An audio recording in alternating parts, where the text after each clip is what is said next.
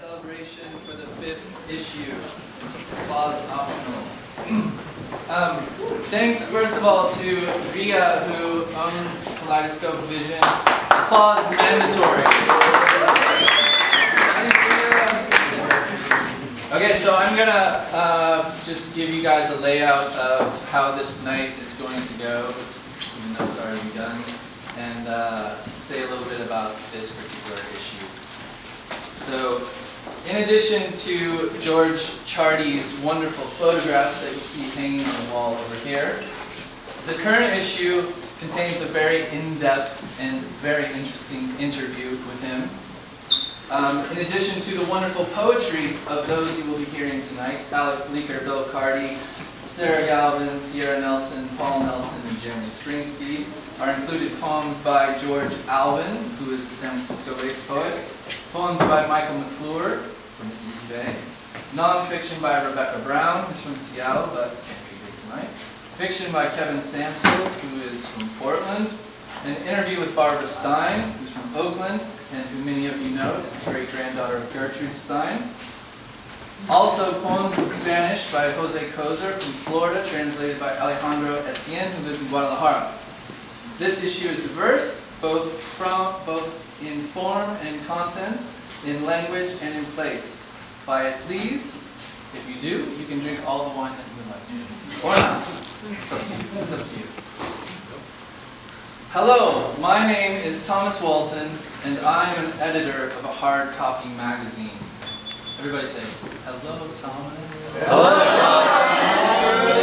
Thank you. I'm the editor of PageBoy Magazine, the fool who got himself foolishly into hardcopy print in the age of internet. So, of course, many people ask me why I'm stupid enough to run a hardcopy magazine, which costs millions of dollars to print, wastes trees, and has a limited distribution. When I could have an online journal, which costs practically nothing, wastes no resources, and is accessible anytime to anyone. Well, I don't know. The more I'm asked this question, the more I realize that I really don't know. That is, I don't really know. I'm not even sure what the difference between the two is. That is, what distinguishes a hardcopy magazine from an online journal. I've always said things like, well, a print magazine is kind of like an artifact, or I like to hold the thing that I'm reading, or a magazine is tactile. I want the things I do to exist in the world.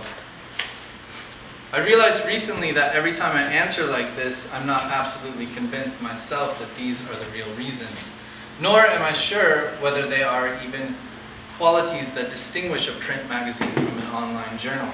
So I thought we could look into these supposed differences a little further here tonight. The word artifact comes from not the British ars with an E, but the Latin ars, A-R-S, meaning art, plus factum, something made. So then an artifact is something made, some art made. This is pretty vague. Surely you can make art online. So then an online journal is, literally speaking anyway, an artifact. It is or contains some art made and presents it, or is art itself. Is PageBoy an artifact? Yes or no? Yes. Correct!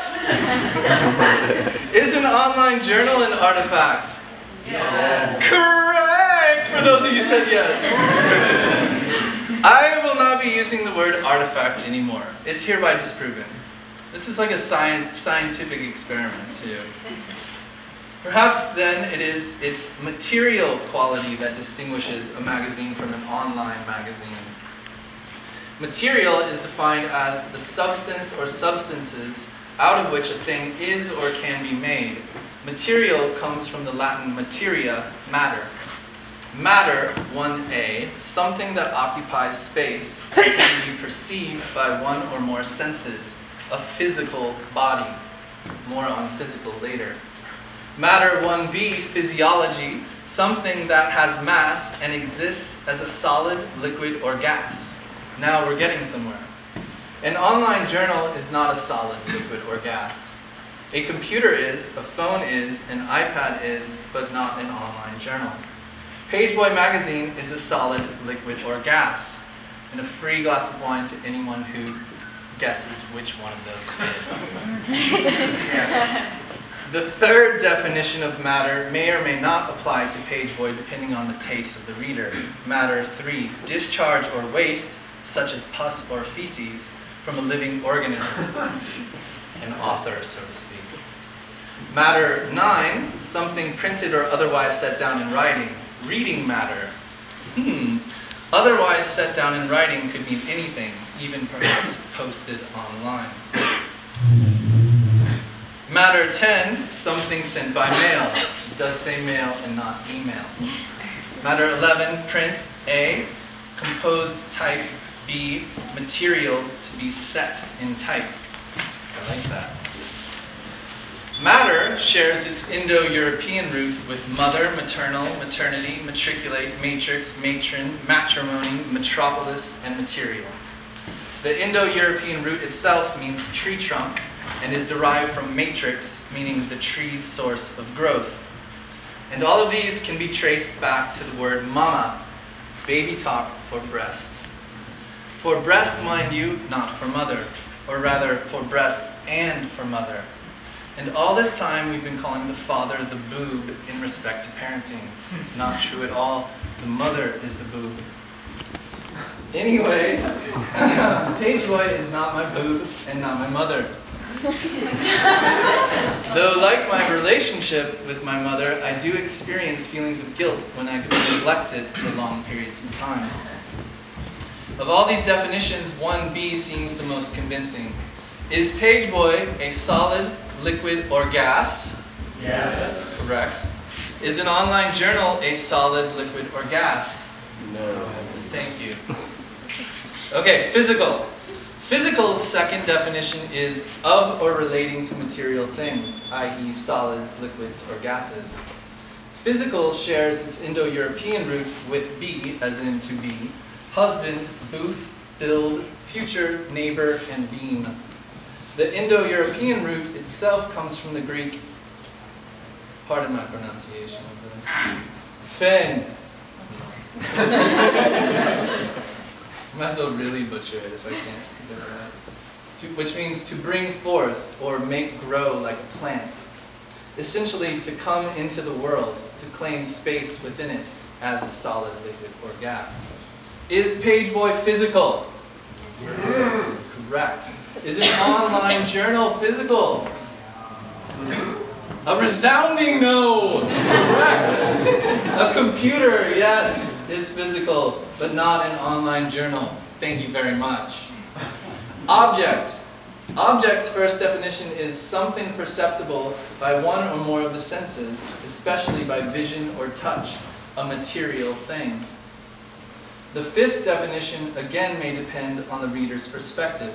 Object 5, philosophy, something intelligible or perceptible by the mind. Object is derived from Latin ob, before, plus icere, to throw. So then to throw before someone. Did you all see that? Did you guys get to see that back there? Okay, cool. Arguably, you cannot throw an online journal. You can throw a phone. Indeed, it's one of the most satisfying things to do with a phone. But you cannot throw an online journal.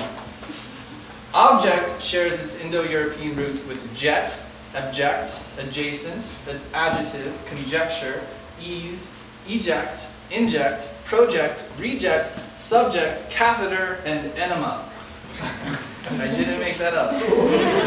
Is PageBoy perceptible by vision or touch? Yes. Can you touch an online journal? No. Thank you very much.